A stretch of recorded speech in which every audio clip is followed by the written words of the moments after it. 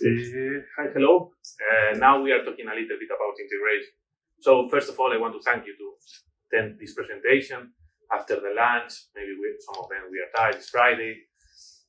There was no coffee after the lunch, so I hope that you don't fall asleep with this presentation. And if you learn a little bit or you get some ideas, it will be super nice.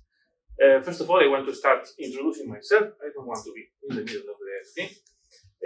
I'm Antonio Valladares. I'm integration consultant with 14 years of experience. I've been doing projects across, I would say, Europe, but also the world. I had the opportunity to work in many projects in Europe, but also in San Francisco and in Tokyo, where I was living. And some years ago,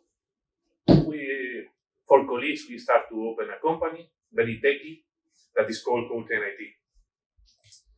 And basically, if you don't know us, we are focused in the technical area of SAP. But today, what we are going to focus is in the best practice of integration. Not only all integration, we will focus on the cloud integration. So everybody's talking about S4HANA and so on, and I want to show first a legal disclaimer. So as I learned in the previous presentation from SAP, if I don't show this, I cannot lie to you. So let me just display this. So we have a SAP integration platform in the cloud, integration suite, and now we can say that it's a mature solution. So SAP has been saying that. I agree with that. I've seen now it's more than 10 years old platform, and we see the beginnings.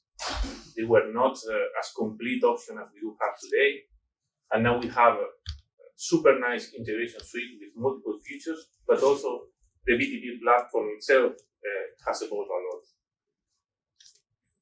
But also SAP, when they say, that we need to move to the cloud, say that the transition will be seamless. No, it's a very nice word. I don't know if the expectations are that the person will come and plug the cables and the integration is done, or like when you buy an iPhone, you do a seamless transition between your previous iPhone and the new one. Just approach them and the data start to flow, and then you have the same application. So unfortunately here we don't share the same view, but let me explain why in the future. Part of the seamless transition that's the idea is based on the migration tool. So we do have a SAP migration tool, we do have third-party migration tool. Okay, I think the migration tools are oriented for typical easy scenarios, point-to-point scenarios, simple scenarios, no complexity scenarios, and to do a lift and shift. And when you have to face a migration, maybe you can use a migration tool for some stuff, but not for all of them. But of course, this also requires learning. So we have OpenSAP trainings that if I look back and I see how I need to learn integration in the past, it was, with the printed version of TBIT 40, TBIT 41. I don't know if anyone here knows these horrible books. And that was the only tool that we had back in the days. Now we have OpenSAP, Learning Hub, some really nice trainings organized, community events like these ones, where we can talk and we can share experience. So I really think that we are in a better position to do the transition to the cloud in terms of learning new things and improving.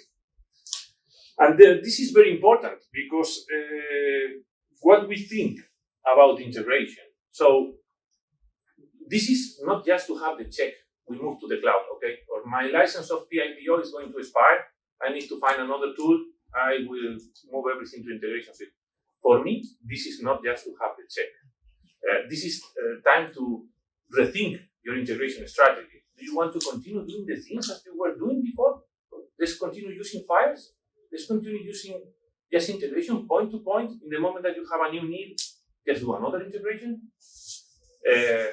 I think it's a super opportunity to start to do the things right and with modern technologies like integration suite it is. For us, the migration tool is not an option. Why? Because if I'm going to say that we are going to use the migration tool to do the projects, we are going to have the same interfaces that we had in PIPO before.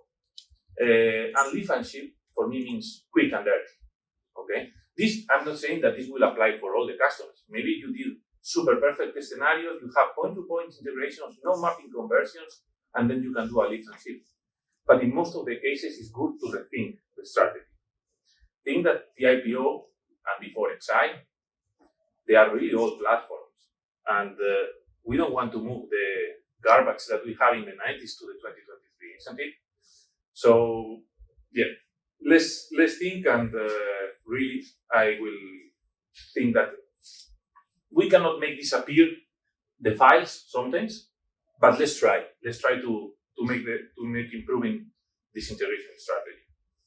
Okay, so now let's be a little bit technology agnostic, and let's think how integration looks like nowadays. So we have now more complex landscapes with distributed systems that they use on-prem to on-prem integration, on-prem to private cloud, to public cloud. We have integrations with governmental agencies that they require different security levels that you can use maybe in an internal network. We have really a more complex landscape to integrate than what we have in the early 2000 or when the IPO was installed in your company. So, what is the philosophy? One of the philosophies, and it's not new, is API first. Okay, why API first? Because all the distributed landscape that we have seen, it has multiple channels. We have different systems that require different transportations and message protocols. Of course, this will imply different monitoring tools. No? It's not the same. Error identification, it can be different. Latency, quality of service, security. This will require, to do a harmonization of the integrations. So API first is not just that you do an API, it's a philosophy. Okay, so the idea is to try to build and try to expose your service with this philosophy that is like adding Lego bricks, and you will build your landscape of integrations. But of course, this is not the only one, and this is So what is SAP use to be fulfilling this API first philosophy? So API first has the API Hub. It's a super nice tool. It's very useful to publish your integrations in the API Hub to be able to consume by another third party. So security and the way of communication is harmonized across your integrations, and then you can publish either your APIs or your integrations, and also you can publish by SAP Graph, this standard SAP integrations. So this is a really good way to publish via REST or data all your integrations. But this is not the only new philosophy that we need to apply to integrations. Event-driven architecture. This is super important. Okay, so from event-driven architectures, I will try to say a sentence that I really like it. No? So what is the benefit of event-driven architecture? Is that you can do whatever you want, whenever you want, without waiting for the other ones. So the philosophy is based on that sentence. We will have producers of information that they produce information into different topics, into an event broken, and the consumers can consume the information wherever they want. It's not that you need to wait until this system is available in order to send an asynchronous message. You will have an event broker that it should have high availability, of course, but then the producers and the consumers, they don't need to be available at the time. I have the luck to work in projects that they are really focused on event-driven architecture all across not only SAP applications, all across all the domain applications, and we do the go live during business hours. That's super, When you do a go live on Monday in the middle of the day without business impact, yes, let's do a service pack upgrade. No problem. We have all the messages waiting in our Kafka queues, and then we do the service pack upgrade of the IPO or the region suite, whatever we need to do over there, and the business work as it was. Some delay in processing the message, but as either producer or consumer, we don't have any problem. So this philosophy needs to be applied for the integration of the following years. Just to go into a little bit more details, how event-driven architecture work. Okay, I don't know if you can see it very well, but let's start to follow in some flow of messages. So we have an event provider, a system that generates a message, and they are the owners of a topic. So topic can be used in Afro schemas, a contract between the sender and the consumer. This is how we establish the rules of exchanging information. We say, we will send this information in that format. And this is what Avro schema brings to the table. And we have an event provider that sends the message to the event broker and is storing the topic. Then we have multiple consumers, because the idea is not having just one single consumer, is that to publish a message and any application can subscribe to the topic and get the message. So we will have different queues for each consumer, and they will consume the topic whenever they are available. Okay? So this is a little bit the philosophy of this.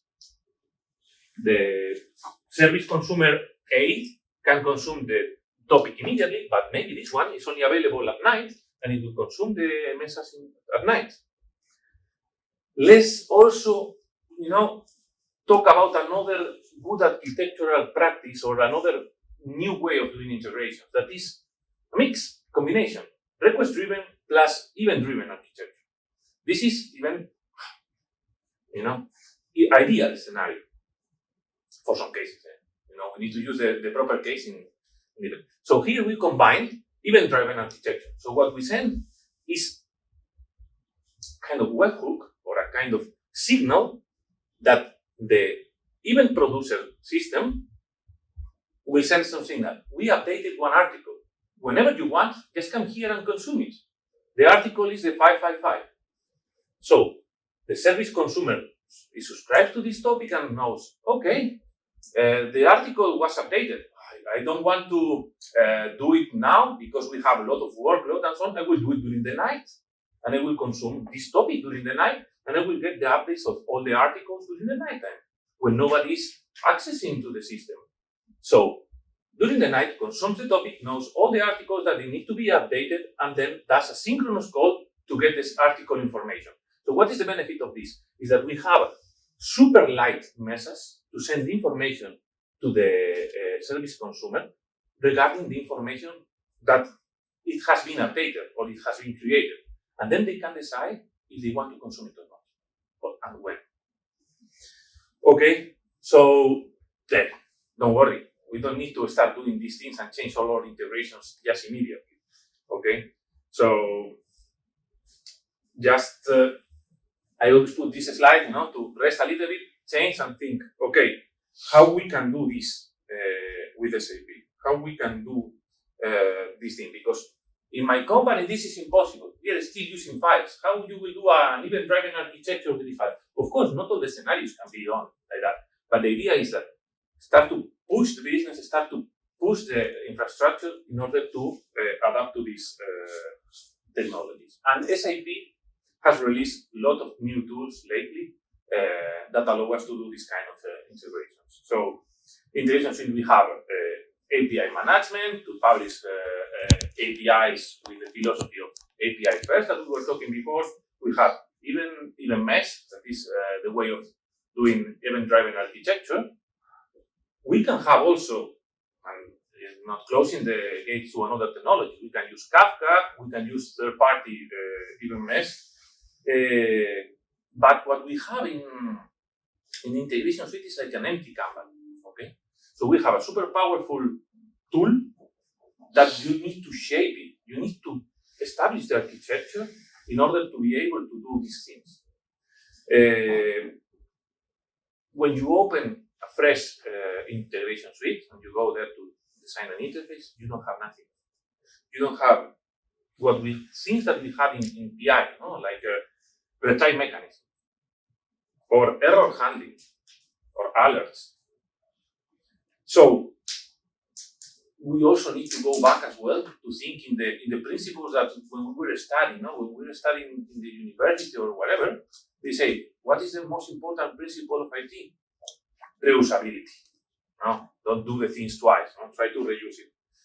So what we did is, this is all what SAP has, all the fantastic tools, but we try to give a little bit of shape to this.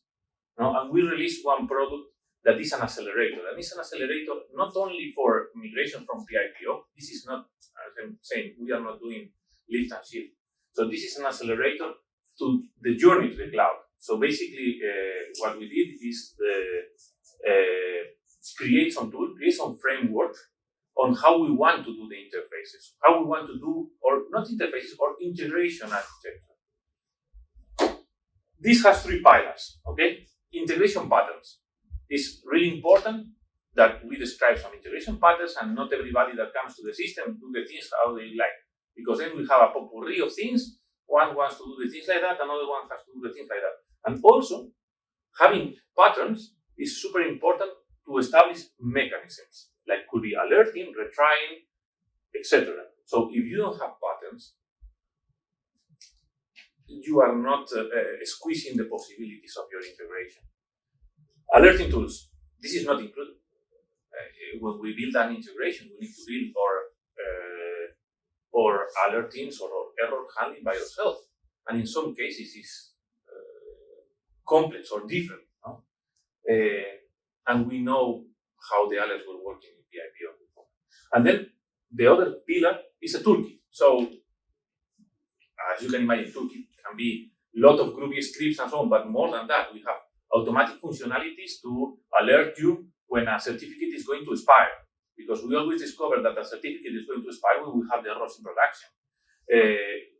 We have tools to automatically load value mappings from Excel, to keep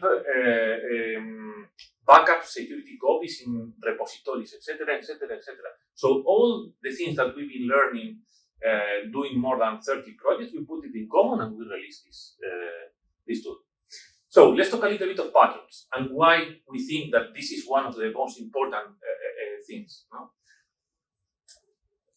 When a company decides to go to integration suite, they can say, okay, I need to do this integration. Send an IDOC and send it to a SOAP service.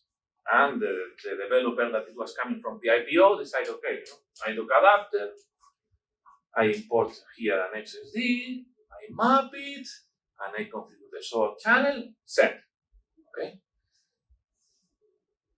No alerting, no retry mechanism.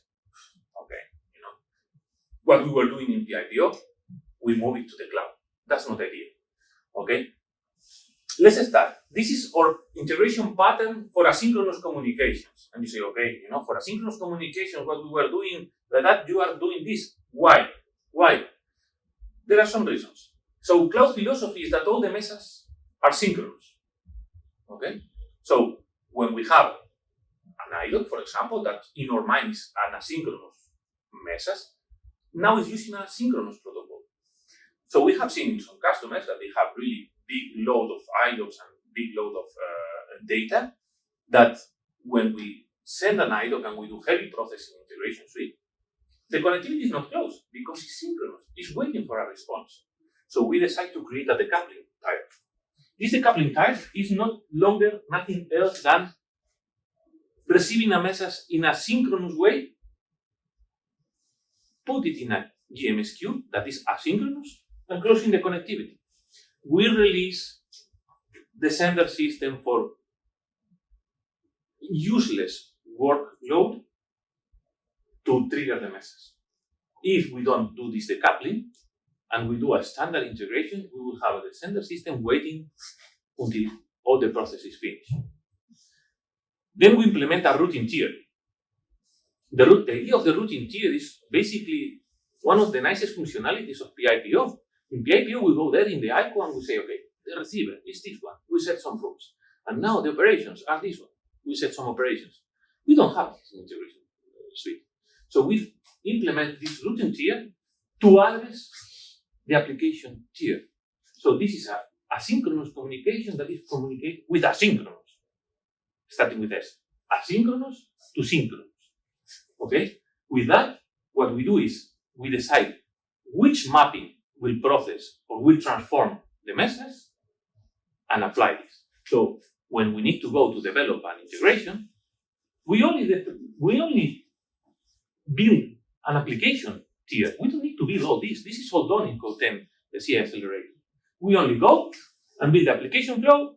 We check if the routing tier that it's automatically deployed fits the needs. We can add small adjustment if it's needed, some condition, and then everything is done.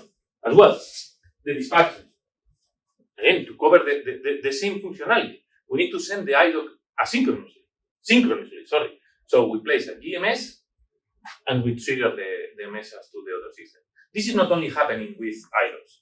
All the messages in the cloud, except JMS, are synchronous, okay, in deep protocol. So we have more patterns for more cases. I'm not going to show you all because we can be here till tomorrow, but we have more patterns for more protocols, for complex synchronous communications, for even mesh, etc.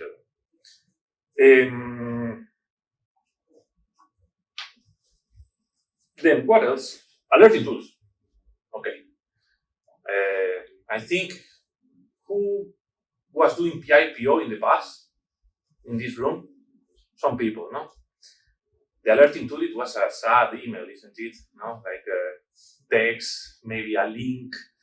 Nobody was even changing the standard. Few people, I did it a couple of times for some customers, but just to play around. That's not the way of sending alerts nowadays. Okay, this is all times. What we believe that we need to do nowadays when we have errors in our systems. First, enabling a retry mechanism that we don't have, that our integration pattern was allowing to do that. Okay.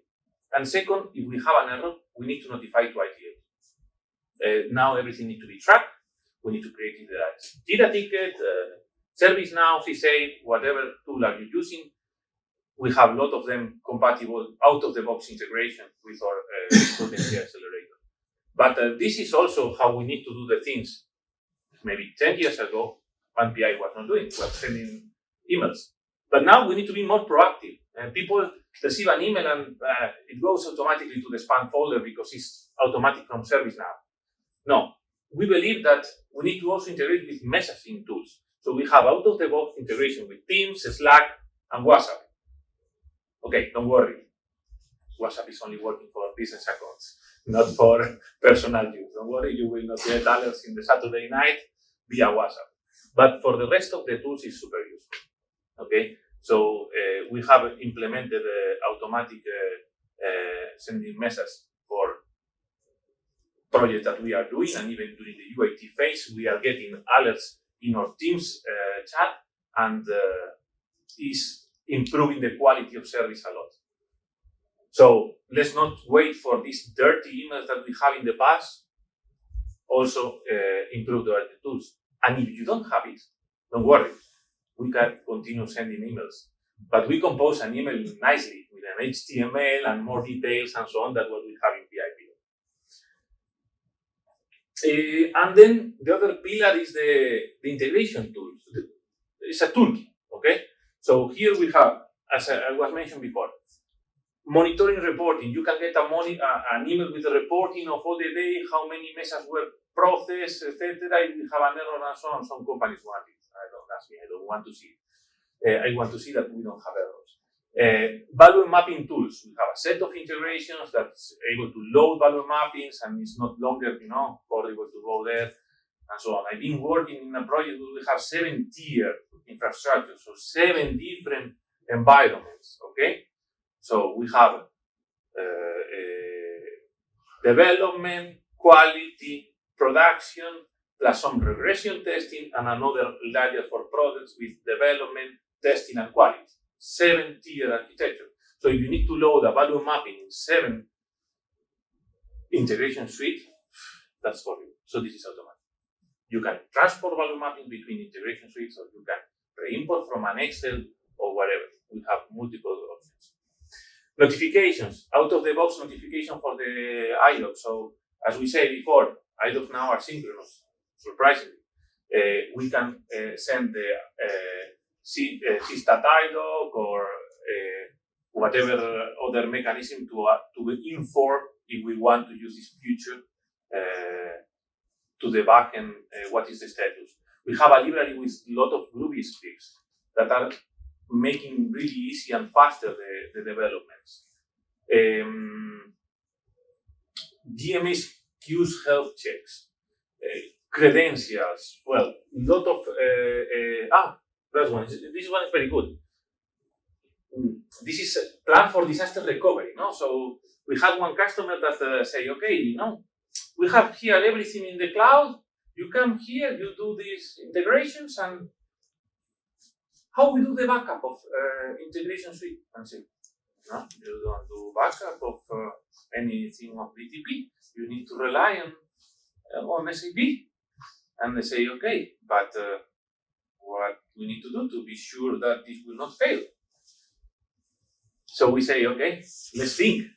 We cannot do a backup of integration suite, but what we can do is a backup of the integrations, because honestly, the cloud will not disappear. Okay, SAP will not like, we lost the backup of your integration suite. You are sorry, you need to start. No, but somebody can accidentally press the deletion button. Okay, and you can miss a version. So we do integrations of the content of the integration suite into SharePoint, S3 bucket of AWS, and GitHub. Again, the feature of the certificate expiration, that this is, I think, is a must nowadays. In our roadmap, we evolve these tools. Every 6 months, we try to release something with what we are doing, learning some projects, improving, etc. So, our roadmap is that we need to have an integration dashboard, a better one. The monitoring of the actual integration suite, I don't know if you've been using them, but it's difficult. I mean, it's nice to see, but when you need to look for something specific and when you want to search, is not the same as what we have in the IPO. And also with our architecture, I have to say that is not fitting very well. It's even more complex. It's a list of methods. This is difficult to find. So we want to release an integration dashboard. We want to release a resource center, a place where we can share our knowledge, where you can have some resources and tips and tricks and new features. Of course, from the projects we will discover some new functionalities that we want to enhance, and it's a live. The idea is that it's a live tool that it will improve. So what are the benefits of this? What we have seen when we are introducing this kind of accelerator in an integration suite, that at the end we do the interface faster because we have a lot of pieces built. It's just to put in the bricks, know how to put them, and do a simple mapping, and integration is done. And this also, time is money, and money is time. So reduce the cost for the project, so it's a good thing. And also, you reduce the time to start an integration suite journey. Normal projects, big projects, we've been even 6 months thinking in the architecture that we want to build in integration. How we will do this case? Let's do a proof of concept. Oh, it's not working as expected. How we can do this other thing? Do another proof of concept. Oh, it's not working. So, in order to save 6 months of architectural decisions and so on, within 2 weeks we deploy everything, and we are ready to go with this architecture. I don't know if anyone has any question. We have here Luis that is almost falling asleep. That is one of the fathers of the creature. But I hope that the message that I want to say mainly is that I don't mind if you use Code NCI Accelerator or not, but when you move to the cloud, just think in an architecture. Don't just move the garbage that you have in the IPO to the cloud. Don't think that lift and shift is the best option at this moment. Maybe it's the cheapest one, maybe it's the fastest one, but somebody has to maintain the system for the following 20 years, okay? And you don't want that to have your interfaces migrated instead of with the Java mapping that you have with a jar, and then you need to at some point maintain this, and we need to convert it to a group. Do it now. Rethink your integration strategy. And if you have any questions, you have my email over there. Feel free to send me an email, or if you see me around, discuss whatever you think about the architecture. 5 minutes. I think I was more or less on time, no? I tried to put a watch here, but I didn't start. About 30 minutes exactly. So. I have a question. Yes, please. So this is an add-on that you install in. It's content. It's not like artifacts. It's artifacts. Mm-hmm. So you go and you deploy a lot of artifacts in this, and they are modifiable articles, some of them, and you have them in the system. Does it work in S4HANA as well, or just? No, it's only designed for integration on suite. Only for integration suite. Yes.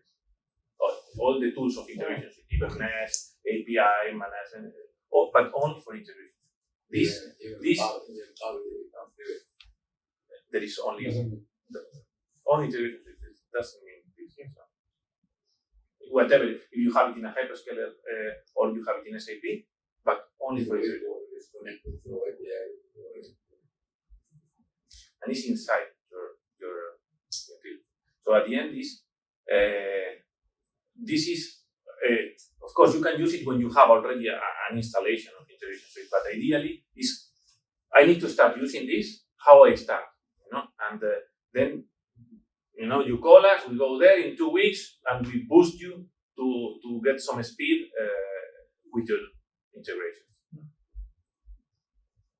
How many times is the video to implement 2 weeks to deploy all the tools, okay? But then, of course, then the project starts, But and this includes a training, because it's not that we go there and we deploy this, and then now you magically know how to do this. You have documentation, and it comes better with a training. We'll plan normally a training of 4 days where we explain all the possibilities of integration suite, and then how we connect all the possibilities of integration suite with our approach. There are no code to configure the integration. No, I mean, this is at the end. You need to continue doing the integrations as you are doing, but what you have is a framework that saves you time, so save you problems and save you code at the end. But then the integration itself, the message transformation that you need to build it either way, okay? But it simplifies, and having the pattern or the idea of how you want to build this at the end save time. So one is example of the most common. So I can give you an example. For example, there was one project that we had to do a conversion from IDOC to flat file. It took us 1 month to do it. That's a Groovy script. One more. Yes. So if we have to do it in every project. Yeah. So basically, this is one of the Groovy scripts that we have. No? So in PIPO, we had a functionality that it was converting an IDOC into flat file. I hope that really nobody using flat files as an IDOC here, okay? But some of the companies, they still use this. So we decided, okay, what we are going to do, they have like 10, 20 IDOCs that they want to convert to flat file. Of course, we can call an LFC and do the conversion there, how all the rest of the companies are doing, but this is not our style, okay? Because we will do a call here, we will do another call here, we will get the response, we will do a call there, and so on. And this is not what we propose. So what we decide is to implement a Groovy that you inform about the XSD of the structure of the IDOC, and automatically, no matter if it's an ARMAS, MATMAS, CREMAS, DERMAS, and so on, it's converted to the proper class structure. So this Groovy script took us a month with the testing and proper testing and go live. But it takes time, to build such a development. And now in this case, you need to do a flat structure conversion. So 10 minutes you have for any item. Amazing. So let's contact Antonio. If you need to convert items to flat files.